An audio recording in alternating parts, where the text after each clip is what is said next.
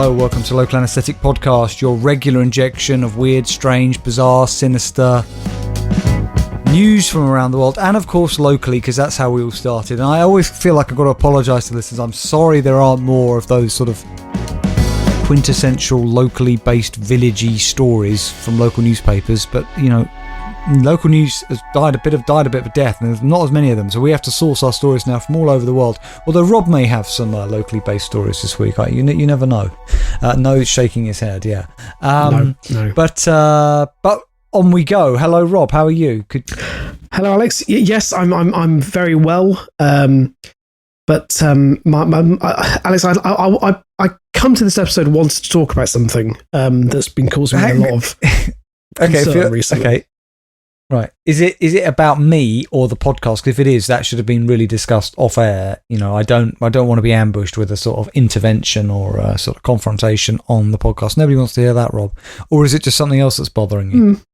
I mean, there are issues I do want to raise. I mean, we haven't had a business meeting it's been years, quite frankly. Well, we had a business meeting at Five Guys only very recently. That wasn't a business meeting, Alex. We even joked about the fact that, you know, we hadn't had a business meeting, and if we did it again, that was a meeting to discuss having a business meeting. Okay, we can set that up. I'm not bothered about that. Yeah, so then I can raise those concerns in that meeting. But yeah. This is about UFOs, Alex. Oh right. I thought you were going to say this was about you, but luckily you said FOs. My issue is with you. No. Are you talking about this alien thing?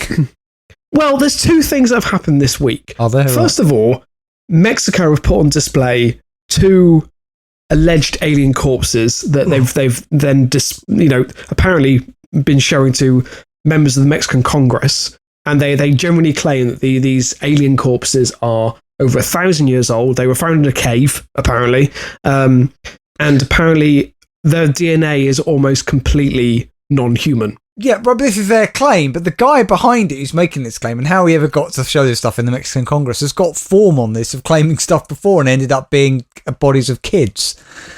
These things look to me like they were made out of paper mache, and they look too much like what they look like E.T., Rob. They look exactly like E.T.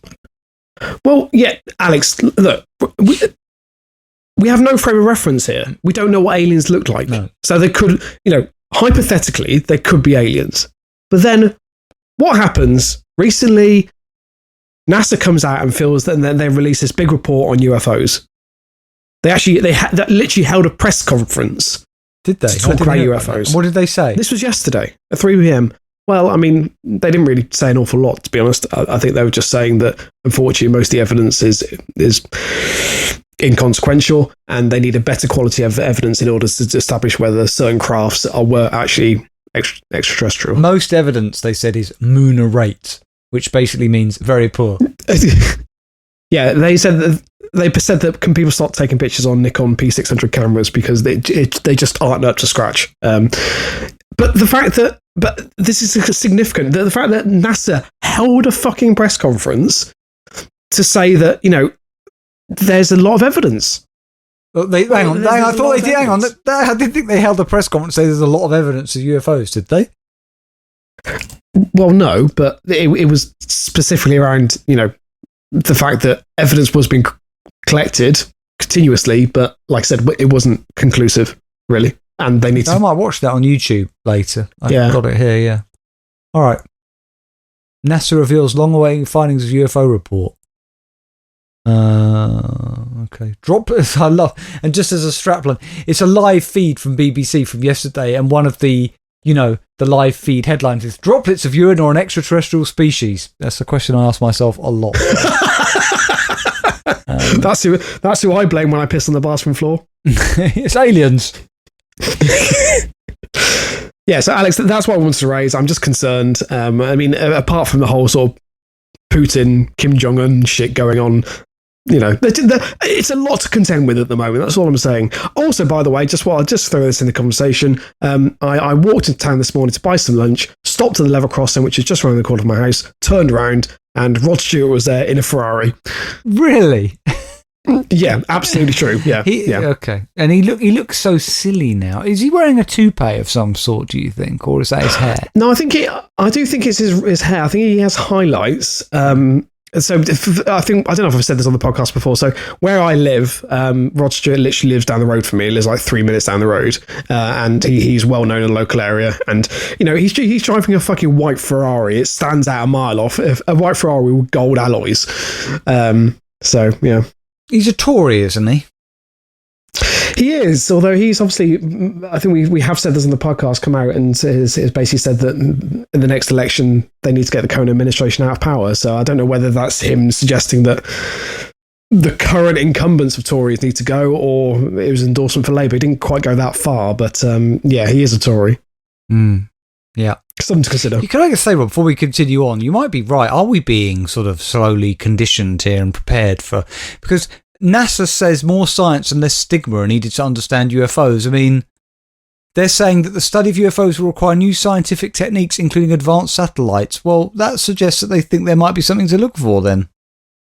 But then also, do you remember that a few months ago there was a senior intelligence official who testified before Congress? Oh yeah, that was... And literally said that the Americans have, and his quote was, non-human vehicles belonging to extraterrestrials. He said non. I think it was non-human crafts is what the expression he used. Rob, I believe that we are totally alone in the universe. Yeah, I certainly am.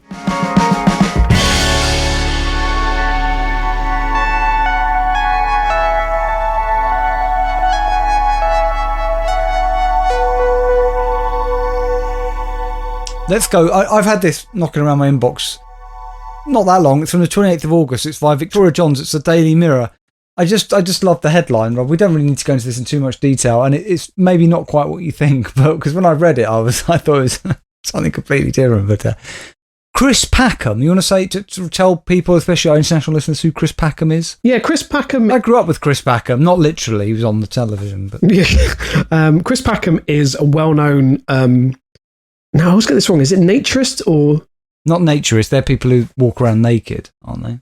Wildlife. He's a wildlife presenter. Naturalist. Yeah, he's a wildlife presenter, but he campaigns for a lot of sort of animal charities and sort of preservation of the countryside, and he's a very outspoken critic. I quite like him, and he's also he produced a documentary about his autism, which is well worth a watch. I really like him. I think he seems like a really nice guy. Okay. I don't like him, Rob, and I don't like him because anybody who puts animals and trees above the welfare of human beings, what kind of person is that, Rob? Yeah, I mean, he spoke very movingly about when he was a child. He had a kestrel. A lot like the film Kes. Yeah. I don't think it ended in the same way. Maybe it did. How did Kes end? How did Kes end? Did he bludgeon? Dies, doesn't it? In Kes, did he bludgeon it to death? Not Chris Packham, or maybe Chris Packham. I don't know. I didn't watch Kes. Off with the kestrel. Fuck off! No, do we need to retract the fact that we were alleging that Chris Packham stole? No, I said not Chris Packham. I said that. Listen. Oh right, okay. But you say what you want, Rob, about Chris Packham. You may change your mind after you hear this headline. Okay. Chris Packham reported to police after, in quotes, sniffing wild goshawk chick on the One Show. Who sniffs a wild goshawk chick? No, but I'm going to defend him here. I'd be curious to know what it smelled like. Right. Well, it wasn't what I thought it was. It wasn't that he was doing some sort of weird sexual sniffing of this bird. No, we thought he would be doing that on the One Show. No. Well, it's the BBC, Rob. I mean, they what does that mean? The wildlife presenter appeared on the programme in June, informing viewers the species had recovered after almost becoming extinct after being killed illegally by gamekeepers. In the short clip, Chris was seen sniffing one of the three chicks to discover its characteristic scent or perfume before they were weighed, sexed and ringed. That just doesn't sound right, in accordance with the British Trust for Ornithology permit. Weighed, sexed and ringed? I mean, what's going on here, Rob? Anyway. But you know what that means, right? Birds wide shut. That's all I hear, Rob. Right. Okay. So you're now trying to allege there's some sort of high-profile bird sexting ring within the BBC. the upper echelons are happily ignoring. Kestrel's being sneaked in the back door, hawks, buzzards, that kind of thing. Why is Hugh Edwards not back on TV? Again, just to make it absolutely clear, we're not alleging that Hugh Edwards is involved in any sort of bird of prey sex ring. Ask the Cormorant. That's all I'm going to say. It's a great album, that. It's a good prog album, Ask the Cormorant. By Hugh Edwards. Back in his youth. After the episode was aired, now, so I don't know what Wade Sexton ringed means. What the fuck does that mean? I know what Wade means. Right. Well, Wade is self-explains. Sex means that they can determine the sex of the bird, not leading to any further antics. And ringed means they place a ring on the bird's foot, on their finger, and now we are in a bird matrimonial ceremony. It's beautiful to watch. That's the episode's title. Bird matrimonial ceremony. In brackets at the BBC. Okay, fair enough. Yep. Chris that's what it means. Yeah. Well, Chris insisted he hadn't broken any laws, claiming those worried about the bird should be more concerned about, in quotes, widespread persecution by gamekeepers who have killed goshawks illegally. So hang on, Chris Beckham's maintaining that one thing should what is this sort of false equivalency? Am I right? It's false equivalency, isn't it? He's saying that, hang on a minute, you should be outraged about the fact that gamekeepers are persecuting goshawks, which gives me the right to sniff a baby chick goshawk in an inappropriate manner on the One Show, Rob, the bastion of. Is this not the Alan Ames defence? Where you just throw attention to something completely different or make a completely unreasonable comparison. So, Rob, what I want to be clear is the complaints that led to him being referred to the police had nothing to do with anybody thinking that he was doing anything like oddly sexual by sniffing them. This is the reason. So one viewer was appalled by what he'd seen, telling, where else, Rob? The Telegraph. Right. I watched the programme and was struck by the way Mr. Packham handled and sniffed the birds. These birds are Schedule 1 protected, and it's a crime to intentionally or recklessly disturb at or on or near an active nest. According to Hampshire Police spokesperson, they were notified of an alleged violation of the Wildlife and Countryside Act 1981 on July 2nd. That probably needs updating. It sounds quite old.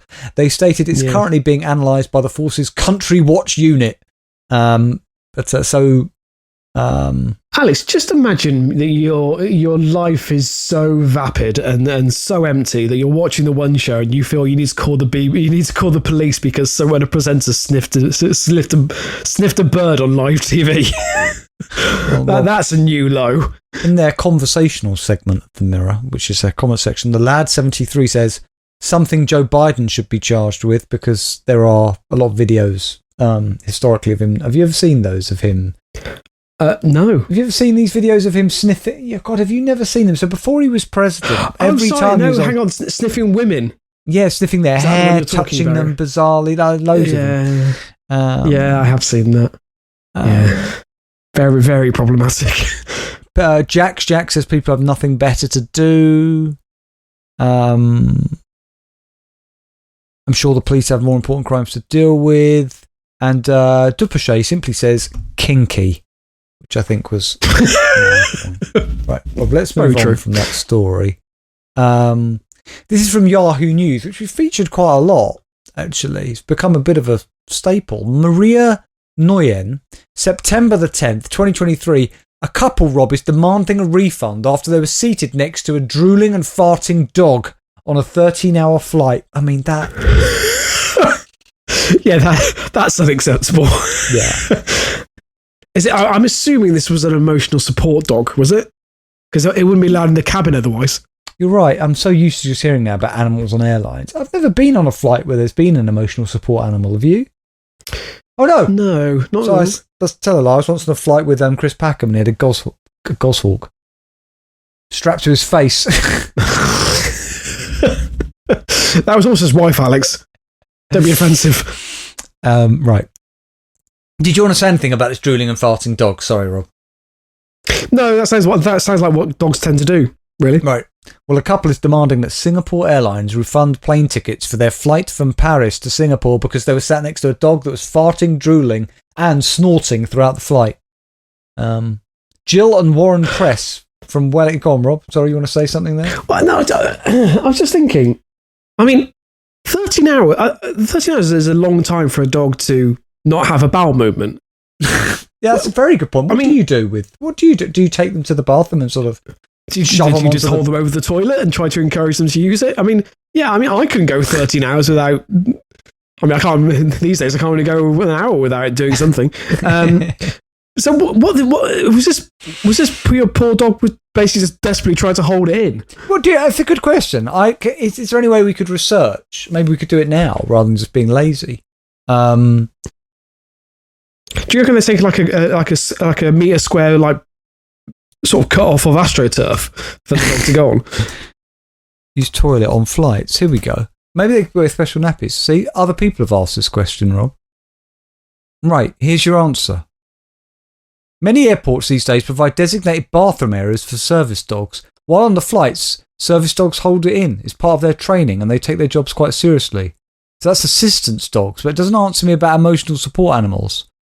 What if my emotional support animal suddenly poops or pees on a 10-hour flight?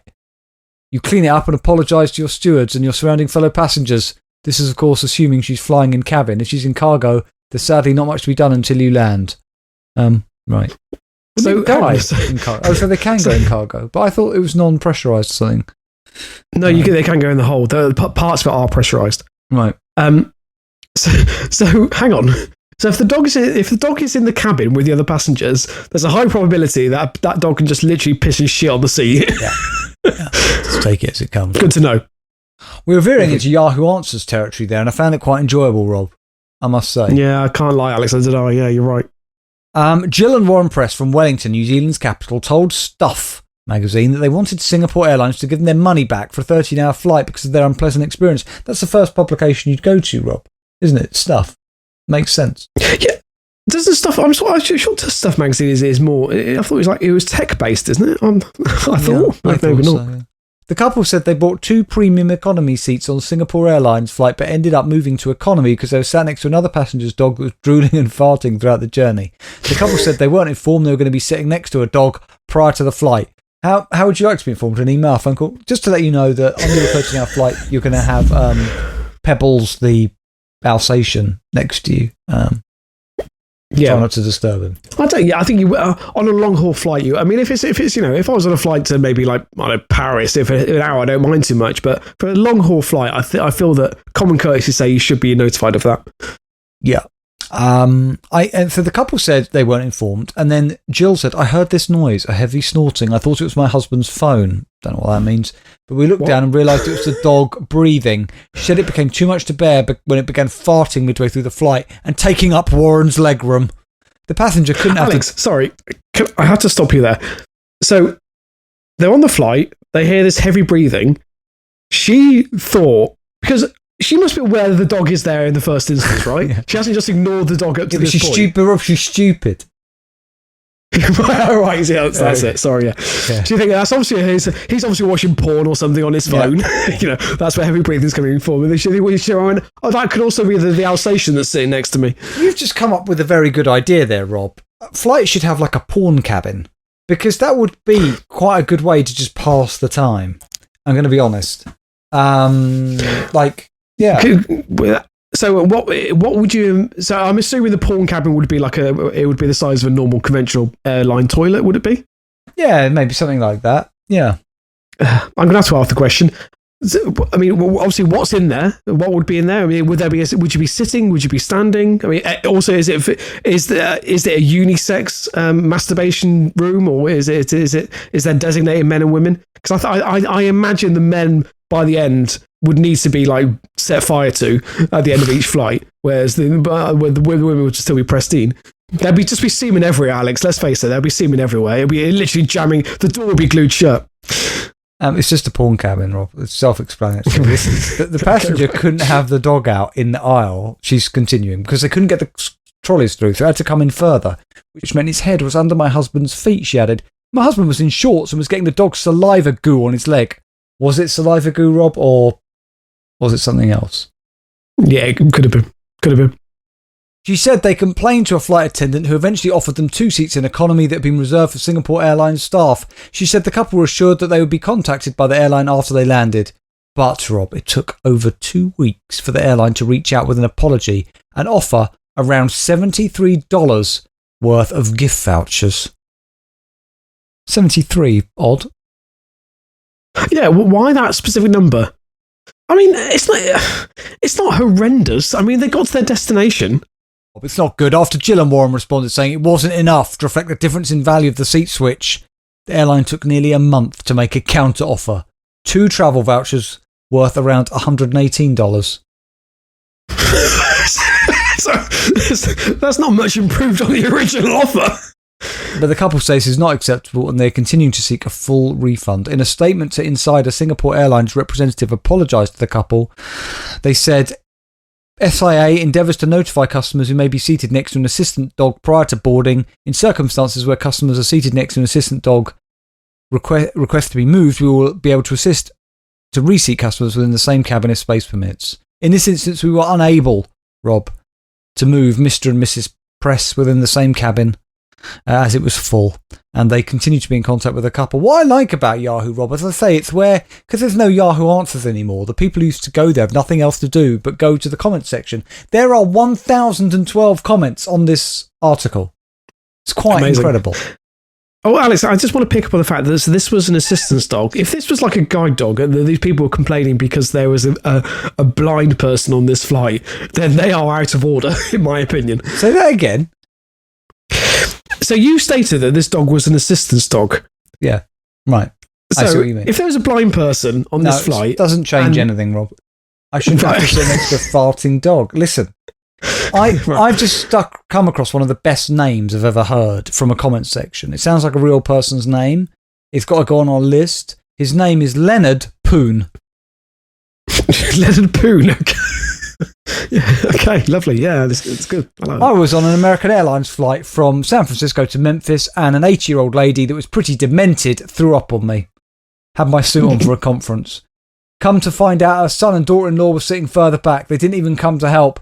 The airline did give me a $200 travel voucher, which I never used. My wife was given 10,000 points by another airline after she helped another passenger who had blacked out during the flight. There are replies to Mr. Poon, but I can't be bothered to read them. Right. On a flight recently, this is Scott. A passenger had an emotional support dog. Can I just say,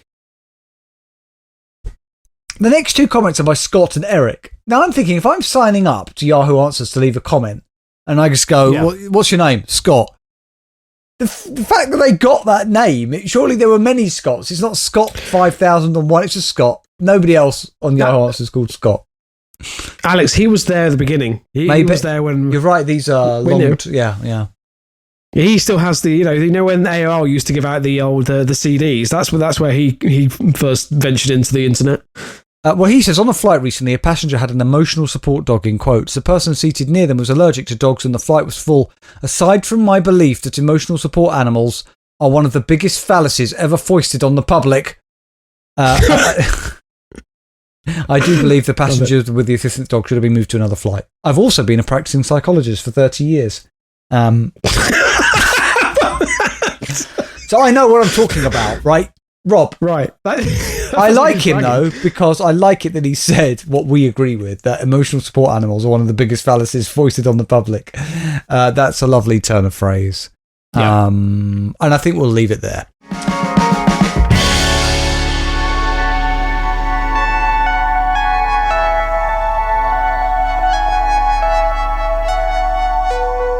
Okay, Rob, you got some stories for us there, my friend. Yeah, Alex, I just want to remind myself and also to you that obviously you may have seen just before we started recording, I sent you a picture. Have you had a chance to view it? Oh, yes, I did, and I understood it straight away, so I was surprised you didn't. Okay, I didn't get the reference, so would you... So do you want to describe for the listener? Fuck, yes, I get it, of course I do. Sorry, it took me a while to register. So it was another amazing contribution from Face to Strange. I now realise it relates to episode 400 and also 401. Episodes from the past, Rob.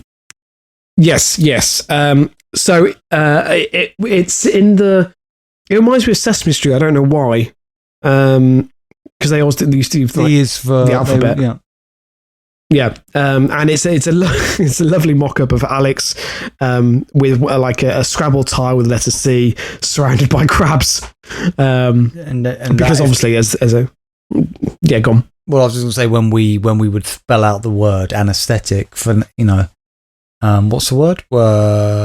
Phonetically, no. Yes. And phonetically, yeah. And we'd have to say which, so like aardvark, like we do according to a theme. Whatever the theme was, I'd always invariably not be able to think of something for the final letter C and would just say crabs. And I'm pleased that Face of Strange has enjoyed that just as much as we have, Rob. Unless, of course, it's got nothing to do with that and it's a rather intimidating and unkind collage put together by Face of Strange to suggest that I suffer from the sort of affliction of the intimate area of crabs, which I'd like to go on record of saying. Genital crabs. Yeah, I don't have genital crabs. It's good to know, Alex, and hopefully, I hope they get cleared up soon. Sorry, you don't have them. Sorry, yeah, that's what I meant to say. Got confused there. So my first story is from the BBC website. It is by chlamydia is what I've got. Two reporters. Good. I'm glad that's. I must say, I'm glad it's been cleared up, but obviously it absolutely hasn't. So it's by Fan Wang and Stephen McDonnell. It is a Chinese story, by the way.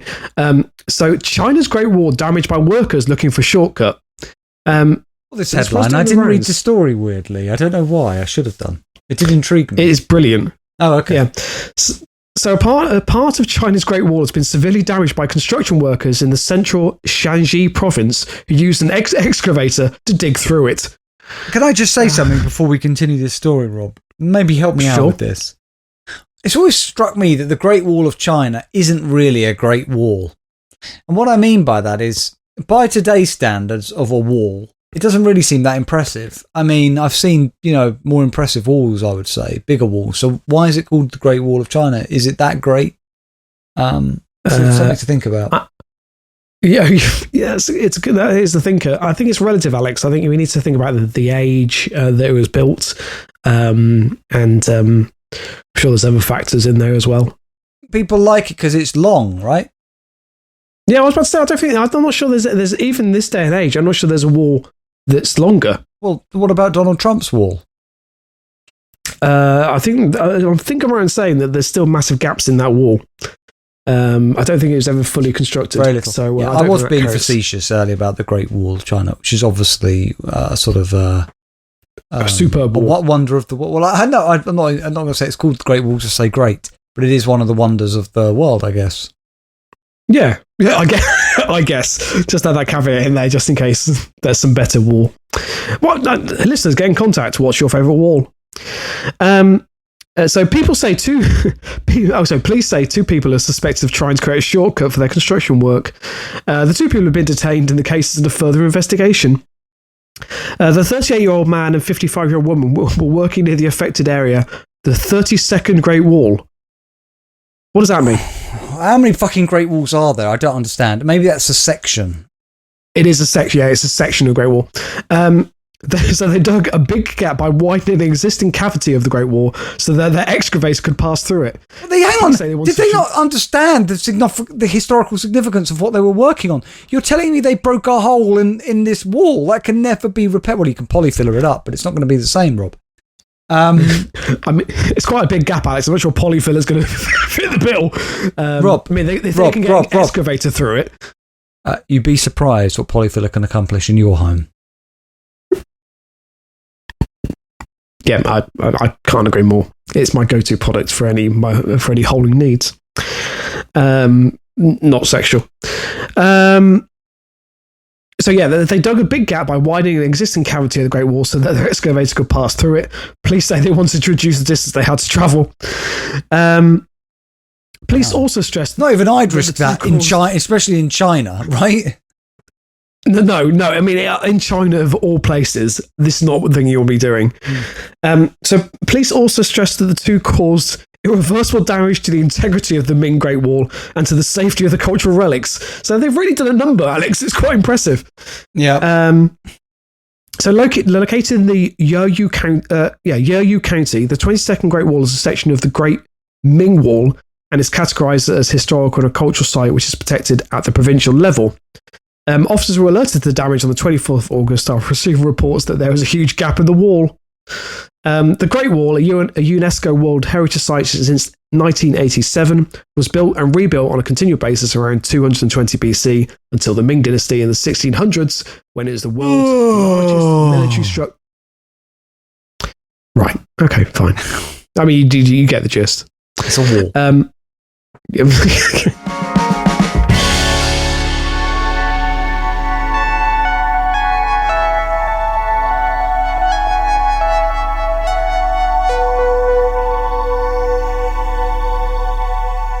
Right, so my second story is from NBC News. The date is the 1st of September by David Lee. The headline is, a beefed-up car with giant ball named Howdy Doody crammed into passenger seat poured over by Nebraska police. Sorry, what was crammed into the passenger seat? A ball. A massive ball. A ball. A massive... I thought it said a massive ball. Massive ball. Like a testicle? Yeah. Like you. Yeah, fair enough. Unnecessary. Totally uncalled for. And juvenile. But funny nevertheless. Yeah, it was. Yeah, you're right. So, a man driving a full-size bull named Howdy Doody in the passenger seat of a beefed-up car was pulled over by police in Nebraska on Wednesday after a stunned onlooker reported the odd sight, authorities have said. So, I mean, there's a video, by the way. It's fair to say that I'd underestimated how big the bull actually is. The bull is alive, by the way. Just FYI. That's rich. Yeah, I think the story would have taken another turn and maybe would have even been more hilarious had the bull been... Not hilarious for the bull, obviously, but more sinister if the bull had been dead. Yeah, true. It would have been a sex ball, Rob, let's be honest. I didn't want to go there, but yes, of course it would. So officers in Norfolk, around 120 miles north of Omaha, were dispatched at 10:05 a.m. CT for a call for a vehicle with a cow inside rolling through the town, police records have shown. Police assumed the bovine passenger would be a small calf, but what they came upon on the corner of West Norfolk Avenue and Norfolk 19th Street was a full-size bull riding shotgun in 1996 Ford Crown Victoria. So the detail is fantastic. The car's roof on the passenger side had been removed so the animal could fit, which makes me think that it's the first time this guy's done this. So hang on, maybe this was a sex. Maybe this is his bull wife. I mean, this man seems very determined to get this bull home with him. No. True. Yeah. He was definitely going somewhere with it. The wife's away. He's got this bull. He needs to get it home. He's like, shit, it won't fit in. So he cuts out a bit of the roof, shoves it in. He is going to get this bull home, Rob, no matter what happens. Yes. I mean, Alex, there's there is detail from the car's owner, by the way. So, the car's owner literally said, "It's a solid car, so I went on and purchased. Up and beefed up the frame his English is terrible. It's a solid car, so I went on and purchased up and beefed up the frame so that it was under it. Okay, does it mean that the frame was in? Oh yeah, I'm gonna say it means that the frame was into the car, and then to paraphrase him, he's beat up the suspension, the tires, and the floor, and cut the top off. And as he put it, we were good to go. Good to go. Good to go where? That's good. He does actually say where he's taking it, to be fair. So the car apparently is a retired police cruiser from the Nebraska village of Arnold. The idea of turning it into Howdy Doody's wheels, which is the name of the bull, had been in Meyer's mind for years, but it took a doubting granddaughter to push him into action. So apparently his granddaughter sort of gave him the real impetus he needed to cut the roof off his car and transport the bull around. I had thought about it. I talked about it. One of my granddaughters said it was a bad idea and I shouldn't do it. So I had to show her that Grandpa could do it. Oh, she was It the might have been doubting a grandma. bad- Right. So I had to show her that grandpa could do it. Right. Okay. Yeah, and he says, it might have been a bad idea, but I did it anyway. Okay. How Do You Do It is a regular attraction at parades and fairs throughout the Cornhusker state, and police just asked the driver Wednesday to be careful and keep moving.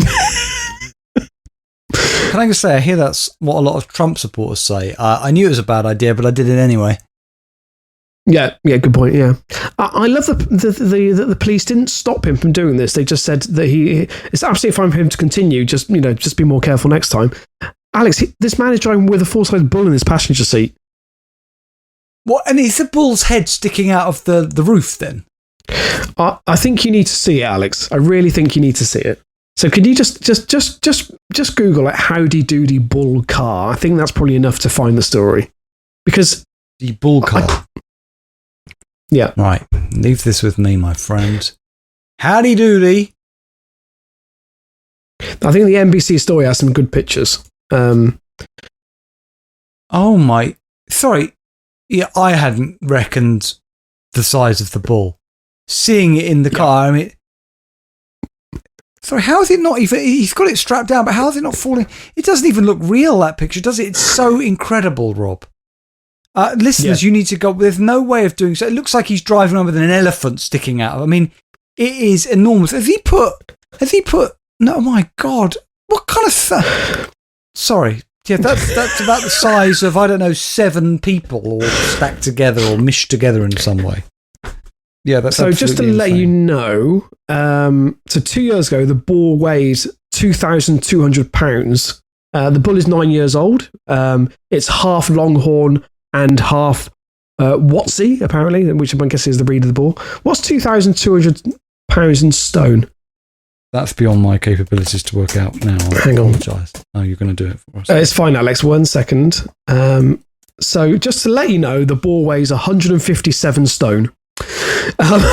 So it's quite a sizable. Yeah, it's quite a lot. But at least now car drive it. That must go over the weight limit of what the car can take. No, cars aren't designed to take that many. How is that thing? As Mr. Mayor said, he's beefed up the suspension, he's beefed up everything, and he basically put the support frame around the vehicle itself. Why is it so important for him to? Why is it so important for him to travel around with this bull? Do we know? I don't quite understand. Well, I imagine that if it's a celebrity and often attends, as he says, parades and fairs throughout the county, I'm assuming it's an easier way to transport the bull. Right. Yeah. I mean, this is just what happens in the US. I think it's an everyday occurrence. Okay, Rob. Who's our listener story from this week? And what's it about? It's from Kyber, Alex. We haven't had a story from Kyber in a couple of weeks, so I thought, well, it's his turn again. He kind of felt been in purgatory, hadn't he? And it was sort of unfair, really, to him. I mean, he didn't done anything wrong. I felt so. Yeah. Sorry, Kyber. You can come back in now. Out of the sin bin. You submit too many stories. Don't do it again. So this is from the Toronto Sun, from the 5th of September, by... hang on a sec. Spyro Papuksky. Papuksky? Yeah. Papuksky. Now... So, with all that confidence. I'm sure if Spyro was here, he'd say, why are you mispronouncing my name like that? I'm sure he would say that. I'm not sure he'd say that. That feels excessive. He might do. I don't know what he's like. Now, this reminds me of last week where we had the woman who was... was it a woman or... Did we say what sex it is? The passenger who had diarrhea throughout the cabin of a plane. I don't think we found out who it was. No, I don't think they wanted to be identified, Rob. Probably. No, which is fair. Yeah. So this is on an airline. So again, like the dog we literally featured on this episode. The headline is Air Canada apologizes to 2 women forced off plane after vomit complaint. I just like the phrase vomit complaint. Yeah, I know what you mean. So apparently 2 women were removed from an Air Canada flight last month after they complained of vomit on their seats. Will reportedly be receiving an apology. So they complained their seats smelled of vomit and they got ejected from the flight. Why? Yes. Were they being too vociferous in their... Right, okay. Don't you... Yeah. What airline was this? Wasn't Ryanair, was it? No, it was Air Canada. Who I've flown with and had some very pleasant... had a very pleasant experience. So the woman had boarded the flight in Las Vegas were bound for Montreal on August 26 when they were kicked off the flight. They clearly did not receive the standard of care which they were entitled. The airline said in a statement. No, absolutely not. Have an apology, not even a voucher, not even a refund, just an apology. Yeah, Canada. Apparently added that it's reviewing this serious matter internally and have followed it with the customers directly as our operating procedures were not followed correctly in this instance. Suzanne Benson, who said she was seated behind the two women on the flight, shared what she witnessed on social media last week. So Benson described the women along with a man having difficulty getting seated due to vomit stains apparently from a previous flight. Air Canada attempted to clean up before boarding, but clearly weren't able to do a thorough clean. Benson wrote they placed coffee grinds in the seat pouch and sprayed perfume to mask the smell. That doesn't feel like enough to me, Alex. Well, I'm not sure I'd want to sit on a flight with sort of that smell of coffee beans and lemon. I mean, it doesn't sound that pleasant, to be honest. I don't understand why. So why do they put coffee grinds in the seat pouch? That feels like an odd move to me. To give an aroma off. Do you see what I mean? Although quite what she was meant to do with it in the seat pouch, I don't know. I mean, yeah. So are you saying to me that they were having a conversation between the cabin crew and they went, "Oh, look, we can't get the stain out. What smells do people like? Freshly ground coffee. Everyone likes to smell coffee in the morning. Let's use those." Yes, Rob. This was a move of desperation, quite clearly. Yeah. So the affected passengers complained that there was still some residue from the vomit, and the seatbelts were still wet. Oh. The flight attendant was apologetic, but said there's nothing the airline could do because the flight was fully booked and there were no other seats. After arguing for a few minutes, the attendant said she would speak to her supervisor. The supervisor came over and was apologetic as well, but couldn't do anything about the situation. The passengers asked for and reluctantly given blankets to sit on and wet wipes to clean the affected areas, which, I don't think that's an unreasonable request. Can we just have some wet wipes and blankets to sit on so we don't have to sit on these still damp seats where someone's clearly vomited? Oh, it's disgusting, Rob. Yes, Alex, I agree. They got themselves settled with blankets and wipes. The next thing we knew, the pilot came down the aisle and very calmly knelt down and told two ladies that they had no choices. They could leave the plane on their own accord and organise flights on their own dime, or they would be escorted off the plane by security and placed on a no-fly list.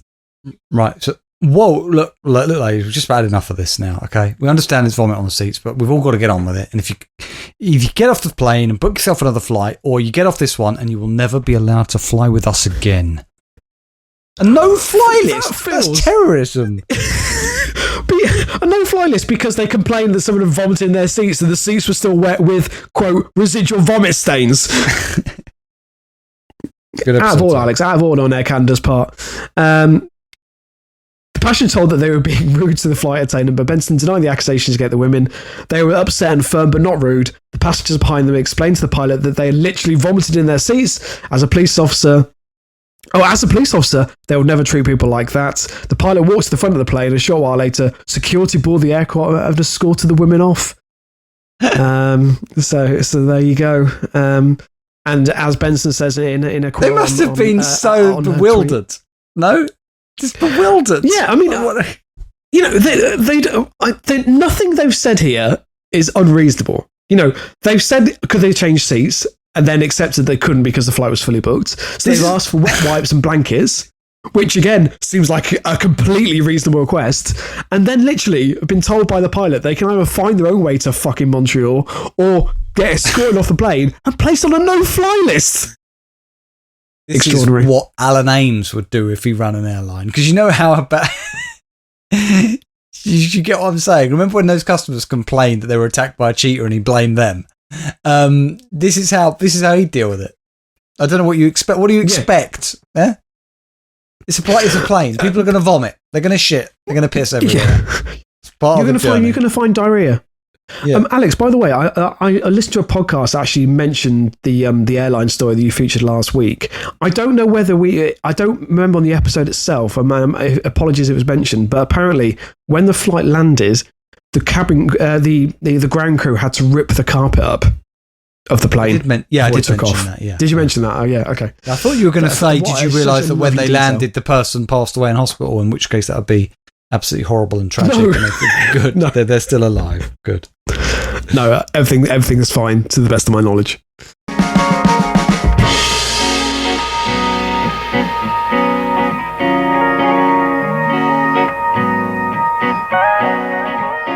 Well, on that note, Rob, we bring this episode of LA Podcast to a close. We can be found on our website, of course, lapodcast.net, where, of course, you can download all of our previous episodes. And there is a donate button in the top right-hand corner where if you want to leave us a tip or a donation, one-time or rolling donation, we would really appreciate that. It really does help us out. And, of course, if you don't feel like doing it, that's fine too. But if you're not prepared to leave us a tip or a donation, please can you leave us a review on whatever service you're listening to us on, particularly if it's on the Apple Podcast app. Just go to leave a review and just stick something in there, preferably positive, although of course if you're not enjoying it, you can be honest about that too. We'll be back in a week's time, won't we, Rob, with episode, was this LA 307 or LA? This is 408. 408. Got it. 408. Sorry. Brilliant. It's been a long week, and we'll be back with 409 then in a week's time. We very much have enjoyed your company, and we look forward to joining you again then. God bless. And keep it local.